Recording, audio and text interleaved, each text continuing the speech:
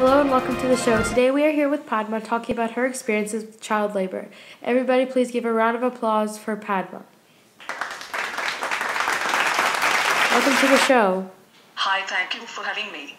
So tell us a little bit about yourself. My name is Padma. I lived in Andhra Pradesh in India.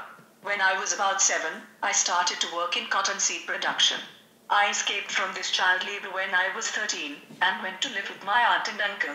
I wanted to go to school, but it was hard for them to feed and clothe another child, so I had to get a job again to support myself. My second job was in the factory where my aunt worked. It wasn't as bad as the cotton seed production, but I wish I got a proper education when I was a child. When I was 18, I got married to a nice young man I was introduced to by my uncle. Now I am 28 and we have 2 daughters, one 7 years old and one 9 years old. We recently left India and moved to Canada. What are some of the push factors that caused you to move from India to Canada? I mainly moved because of my past experience with child labor. My past experiences made me worried that the same will happen to my children if I let them walk around alone on the streets. I didn't want to take any chances, so my husband and I decided to move to Canada. Here it is safe and we are having much better lives. I'm happy that you found the sanity you needed here in Canada. So how did you become a victim of child labor? One day when I was walking to the store, a man grabbed me and threw me into a van. He drove me to this big farm-looking place. He told me that I have to work for him because someone in my family owes him money. I had to listen to him or else consequences would take place. I worked there for 7 years. I escaped when I was 13. One day I was doing my usual work, farming cotton. I was on the very end of the field and I thought about life not in child labor. I then decided I should at least give it a chance. I ran as fast and far as I could. The employer didn't even notice because there were so many other girls on the farm too. I hope he didn't get mad at them for my escape when he eventually discovered it. Must have been a very traumatic experience for you, being in the van not knowing where you're going next. Do you know any statistics of child labor in your country as of right now? I know that India has the most child laborers in the world, which was a really big push factor to me. The number of child laborers increased from 11.28 million child laborers in 1991 to 12.59 million laborers in 2001.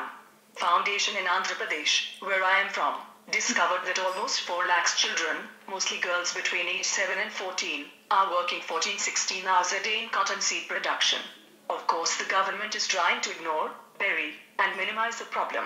In 1998, the government of India stated that child labor is only a minor problem with only about 3,000 children in bonded labor, while at the same time the Bonded Labor Liberation Front stated that there were 10 million bonded children in India. It's unfortunate that the government doesn't accept the fact that there is child labor going on in the country. What do you think are the reasons behind child labor in India? Like in many other countries, it is a combination of factors. In India, poverty and lack of social security are the main reasons for child labor. Also, there is a lack of good quality universal education, which contributes to a lot of children dropping out of school and getting a job. Education is really claiming the opportunities of children with big potential. How did it feel leaving your country knowing you're leaving all your friends and family behind? Of course, nobody wants to leave their family behind, but I know my children have a much better future in Canada. We can always visit our family once we get established here and save enough money.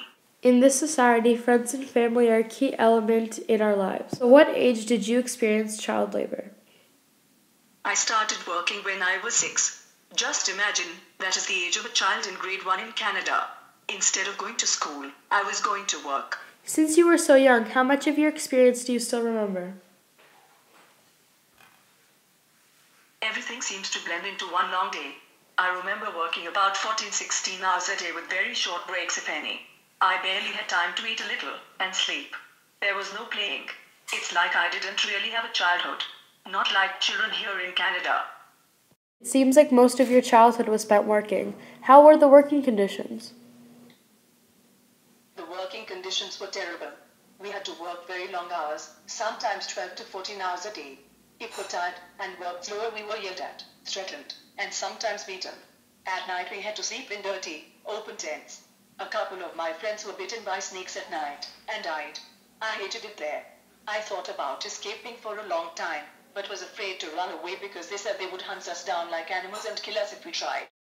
It's horrible that adults seen as role models are doing this to little kids. How have your past experiences affected your life? At first, I was scared to walk outside alone. Then, as years passed, I grew a bit out of my fear, and of course, I didn't have much of a childhood. When I had my children, I would never let them go somewhere alone. Even when I was with them, I felt like I needed to hold their hands so nobody would snatch them. That's unfortunate to hear. Are you still very protective when it comes to your children? I think the protective thoughts will always be in the back of my head. However, once we came to Canada, I felt safer.